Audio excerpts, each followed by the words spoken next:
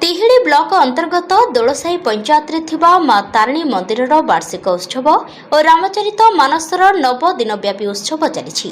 प्रतिदिन हजार हजार संख्यार भक्त माने आसी मां को दर्शन करुछंती। आसंत सुनिबा जणे बाबा और भक्तों प्रतिक्रिया। आज को तारिणी पीठ रानीपुर ग्रामस्थ 5 वर्ष आसिले।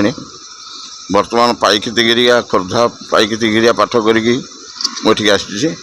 एठी 9 दिन पर्यंत श्रीरामचरित मानस नवार्ण पारायण ज्ञान यज्ञ पाठ करा जिवे एवं रात्रि सत्संग माध्यम अनेक अनेक वक्ता निमंत्रित अच्छा से प्रवचन शुणा ये हूँ रामचरित मानसर सौभाग्य कथा। 9 दिन पर्यंत रहा पड़ो।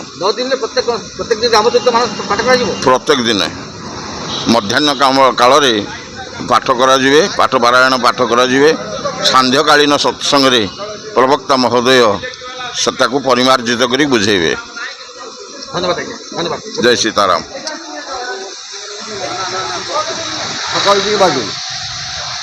जय जगन्नाथ। ये जो रामचरित पाठ चलती आज्ञा ये पाठ कहीं आमर ये सारा एक समग्र अंचल मंगल कल्याण समस्त विघ्न विनाश समस्त धर्म अर्थ काम मोक्ष चतुर्वर्ग फल प्राप्ति निमित्तार्थे ये रामचरित मानसर आज की दीर्घ दिन धरिकी ये प्रतिष्ठा करा शुभारंभ करा प्रचार करा रवींद्र दीक्षित घर नंदपुर।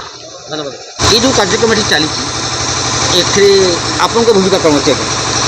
मुझे अनुष्ठान संपादक भाव में काम करे।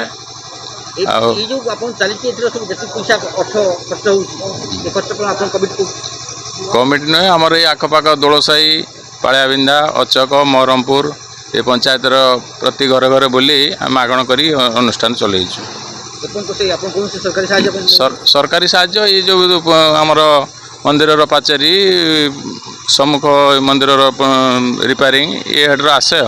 9 दिन कार्यक्रम हाँ 9 दिन आमर हरिनाम प्रथम चाहिए अष्टम प्रहरी नाम यज्ञ तापर आमर श्री रामचरित मानस नवान्न पारायण तापर 108 हनुमान चालीसा हम आओ महाविश्व संक्रांति पाठ यात्रा महाविश्व संक्रांति उद्यापन हम। आम रानीपुर ग्राम 38 वर्ष है पारायण चली आसी रामचरित मानस सबू बहु भक्त बहुत दूर आसिक प्रवचन शुणती। आम ए गाँव उद्देश्य हूँ समस्ते सत्मार्ग चलतु समस्ते सुखरे रुहतु समस्ते सपरिवार सह ग्रामवासी वृंद समस्ते सत्मार्ग रहीकि भगवान का शरण नियंतु सुखरे रुहतु आम ये कामना करें आम पारायण आरंभ करुचु। प्रतिदिन आम सकाଳେ मंदिर को आसुचु राति रे पारायण शुणा को आसुचु प्रवचन शुणिक 11 घर को फेरुचु। तिहिड़ी सत्यव्रत नायकों रिपोर्ट न्यूज ओडिया।